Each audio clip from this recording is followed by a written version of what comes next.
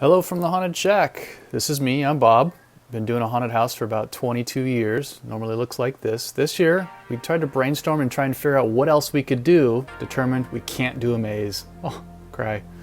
So, the next thought we had was, let's do something Stranger Things like. So we looked at the Starcourt Mall and decided that we could probably take what we actually have for the mall in Georgia and build that in the front of our house. Here it is. And so what we did with that was essentially mock up and sketch up all of the bits and pieces that we would want to put in front of that, and basically built it out of all of our normal wall panels. But I wanted it to be big, so we put the smoke monster over the haunt. Here's a couple of views we planned out. We wanted to make sure that we could get him over the sidewalk so people could walk underneath it. That was a big key critical milestone. And then if we could, we're going to try and animate him as well. So here's what we came up with. You'll take a look and see that I've got a maquette made out of clay, so we can basically show all the people that are going to help me build this how we're going to put it together. And after we did that, we were basically done. We built it. Thanks very much, everybody. Appreciate it. I'm just kidding. So anyway, we laid out a bunch of 2x4s and wanted to make arches for legs. We stacked them on top of each other, screwed them together, put a bunch of chicken wire over it, wrapped it with black plastic, and here's Carl building some of the arms that are going to go along with that. We hung up those claws, and we actually had the smaller claw was small enough that we could build it inside of the bigger claw. That's the one that has pool noodles on it. That's you're going to see animate here in a second. Boy, was that a beast to try and move around. Check this out. We took 4 guys to roll it down the street. We actually dug 12-inch holes into the ground to put it in. It was literally a beast to move. Then we decided to go ahead and build a head. Here's what it looks like mocked up in the backyard. With that, it was time to start putting things together, and you know what that means? Exactly. So here's our time lapse, putting it up all in one day, a really hot Saturday, got most of it up, the big structure at least, and then the next day I started putting up panels and things like that to cover the surface of the house. But check it out, turns out pretty cool. We all approve. The next morning, crazy foggy, looked beautiful, thought I'd share that. So diving in a little deeper, we're the Haunted Shack, and we wanted Starcourt Mall to look pretty cool, so we called it Shackcourt Mall, and a lot of people gave us a hard time about that online.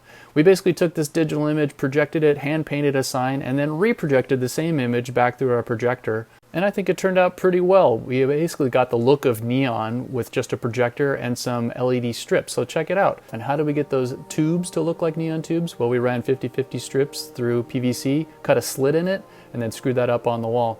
Here's what the raster looked like of all of our projection mapping from a single projector. And we started with just plain white walls. That allowed us to do whatever we wanted to as a canvas. We basically did really something fun too, which was hide the projector in the wrist of one of the hands. Here it is, and revealed to see the projector. There it is. And what's really cool, hey, what's that? There's a winch. Oh yeah, that's right. So we had winch control because we had my daughter who got raised up and down during it. But we'll come back to that. Oh, yeah, look, there's some controls behind the scenes for the head rotate. Let me show you what that looks like. We got a button press device to be able to rotate it back and forth. And it was on a linear actuator that we just put onto a piece of wood. And also, by the way, did I mention we could control the up and down movement of the arm as well as the wrist and a claw action with this. So with this remote, we had a lot of functionality to be able to control it on Halloween. Thanks, Ed. I'm so glad you asked. Well, we had a giant piston to be able to lift a steel pipe 10 feet in the air to raise the major portion of the arm. We also had the ability to move the wrist with a single piston and the claw as a single piston. Here you can see that a little bit more closer up, playing back a little bit faster than it should be. Let me know if you want to know more about this though. Once we got all that together, it all seemed to be coming together pretty well. Put some fog up there, LED eyes coming out of it. Head rotates, claw moving. We even added some video into the two-way mirror, as you can see at the doorway. After all the struggles to try and put this big thing up, it was great to see that it was really kind of finally coming together with some strobe lights and flashbangs and things like that. This year we decided to accept food donations for those who experience food insecurity, as they say. So we were very excited to be able to offer a place in the facade to be able to donate food throughout the month of October. And you know what? Our community responded. We gave lots of food back. The place that we donated it to said that they thought it was about $500 worth of food. And we also gave about $200 in cash that various people had. So you know what? That's a win in my book, even if nobody else had any fun. I had fun in doing that.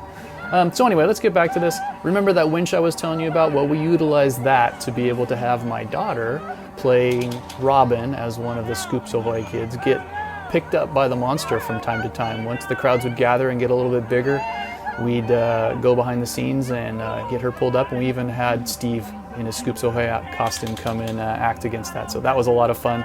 This is generally what the vibe was like on Friday and Halloween.